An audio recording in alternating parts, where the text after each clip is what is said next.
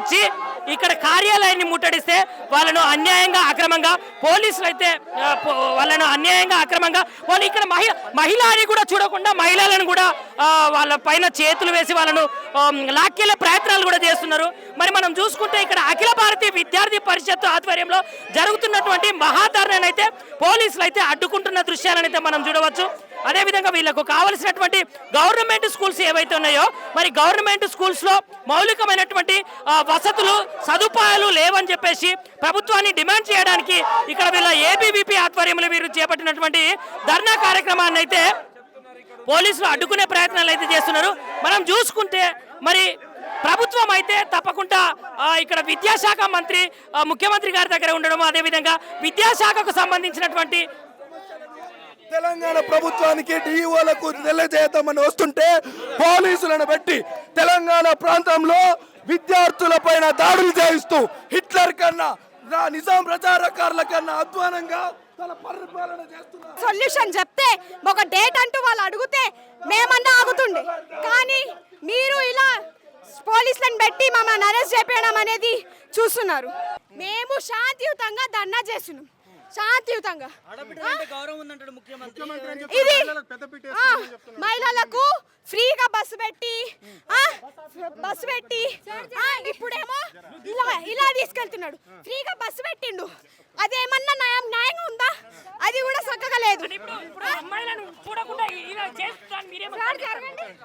గుంజుకొని వెళ్ళి వ్యాన్లో పడేస్తున్నారు, గుంజుకొని వెళ్ళి వ్యాన్లో వేస్తున్నారో మనమైతే చూడవచ్చు. మరి ముఖ్యమంత్రి గారు ప్రతి సభలో మాట్లాడతారు, ఏదైతే మహిళలకు పెద్దపీట వేస్తున్నాము, మహిళలను భద్రంగా చూసుకున్నాము, మరి వాళ్ళకి కావాల్సినటువంటి బస్సే కానీ వాళ్ళకి కావాల్సినటువంటి విధి విధానాన్ని అయితే మంచిగా చూస్తున్నామని చెప్తున్నారు. ఇక్కడ చూసుకుంటే మరి పోలీసులు అయితే నిర్దాక్షిణ్యంగా అన్యాయంగా మహిళ అని కూడా చూడకుండా మహిళను అయితే వ్యాన్లో ఎక్కించుకునే విధానాన్ని అయితే మనం చూడవచ్చు. నమస్తే, అఖిల భారతీయ విద్యార్థి పరిషత్ ఏబీవీపీ ఆధ్వర్యంలో ఈరోజు మేము ధర్నా చేయడానికి కారణం ఏంటంటే గవర్నమెంట్ కాలేజ్లలో కానీ గవర్నమెంట్ స్కూల్స్లలో కానీ ఎట్లాంటి వసతులు లేకపోవడం సిగ్గుచేటు. సో ఎట్లాంటి ఫెసిలిటీస్ అనేవి మీరు కల్పించాలి, కల్పించకపోతే ఏబీవీపీ ఎక్కడి వరకు దారితీస్తుందో మీరు అసలు ఊహించలేరు. ఏదైతే ప్రైవేట్ కాలేజ్లలో ఫీజులు ఎక్కువ పెంచుతున్నారు, నర్సరీ క్లాస్కి లక్షల ఫీజులు డొనేషన్లు తీసుకుంటున్నారు, దానికి మీరు ఎట్లాంటి రియాక్షన్ అనేది మీ దగ్గర నుంచి లేదు. అట్లా రియాక్షన్ ఉండదు, గవర్నమెంట్లలో ఫెసిలిటీస్ కల్పించడం ఉండదు. ఎందుకయ్యా మరి మీకు ఈ మినిస్టర్ సీఎం ఎందుకు, మీరు ఎడ్యుకేషన్ మినిస్టర్ ఎందుకు మీరు అయ్యిర్రు?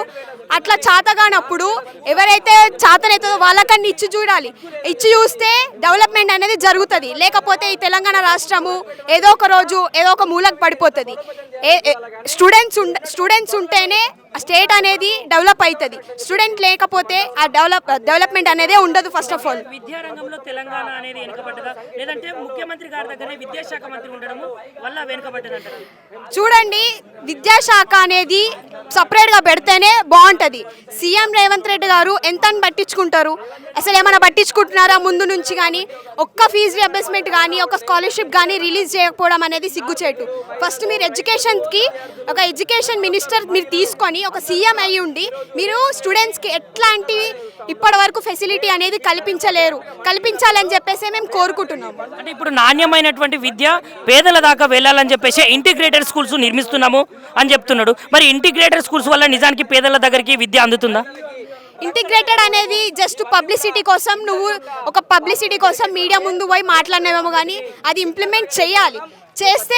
ఇంప్లిమెంట్ నువ్వు పర్ఫెక్ట్గా చేస్తేనే పేద విద్యార్థులకు అనేది విద్య అందుతుంది. లేదు మాట వరుసకి నువ్వు అనేసి పోతే మాత్రం అది అందదు, అది జరగదు.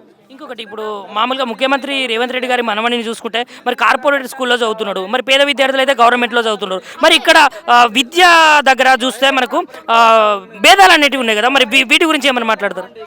అదే వాళ్ళ ఒక ఫ్యామిలీ మెంబర్స్ని వాళ్ళ మన్మన్ని గవర్నమెంట్లో చేరిస్తే అప్పుడు గవర్నమెంట్లో పేద విద్యార్థులు ఎంత వాళ్ళు ఫేస్ చేస్తున్న ప్రాబ్లమ్స్ అనేది అప్పుడు నీకు తెలుస్తాయి. నువ్వు తెలిస్తేనే అప్పుడు నువ్వు ప్రాబ్లమ్ సాల్వ్ చేయగలుగుతావు. ఒకవేళ నువ్వు వాళ్ళని లక్షలు నీ కాడ ఉన్నాయి కాబట్టి నువ్వు ఏసీలలో మన్మని చదివించుకుంటున్నావు. లేదు అంటే పేద విద్యార్థులు నువ్వు చేర్పించి అప్పుడు చూడు పేద విద్యార్థులు ఎంత కష్టపడుతున్నారో, గవర్నమెంట్ కాలేజ్లలో గవర్నమెంట్ స్కూళ్ళల్లో ఎట్లాంటి ఫెసిలిటీస్ లేకుండా ఎంత ప్రాబ్లం ఫేస్ చేస్తారు. నీ తమ్ముడిని కానీ నీ అక్క చెల్లెల్ని కానీ నీ మన్మని కానీ నువ్వు గవర్నమెంట్లో చదివిస్తేనే నీకు ప్రాబ్లమ్స్ అనేది క్లారిటీగా తెలుస్తాయి. నువ్వు ఏసీలలో కూర్చోబెట్టుకొని నువ్వు ఏసీలలో ఉంటే మా ప్రాబ్లమ్స్ నీకు ఎప్పటికీ తెలియవు, నువ్వు సాల్వ్ చేయలేవు. ఒకటే అన్నా మాది, ఏదైతే పేద విద్యార్థులకి విద్యని కరెక్ట్గా అందించాలి, విద్యార్థులని ఎప్పుడూ ముందుండి నడిపించాలని చెప్పేసి కోరుకుంటున్నాము.